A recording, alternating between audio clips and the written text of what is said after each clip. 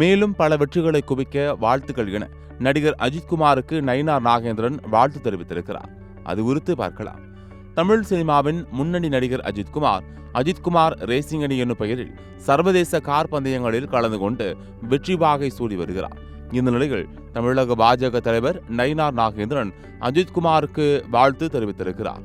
இது குறித்து நயினார் நாகேந்திரன், சர்வதேச அளவிலான கார் பந்தயங்களில் களமிறங்கி பல வெற்றிகளை குவித்து வரும் நடிகர் அஜித்குமாரின் அஜித்குமார் ரேசிங் டீம் அணி 2025 ஆண்டிற்கான கிரெவென்டிக் 24H யூரோப்பியன் என்டூரன்ஸ் சாம்பியன்ஷிப் தொடரில் ஒட்டுமொத்தமாக 3ஆம் இடம் பிடித்து நம் தேசத்திற்கு பெருமை சேர்த்திருப்பது மகிழ்ச்சி அளிக்கிறது.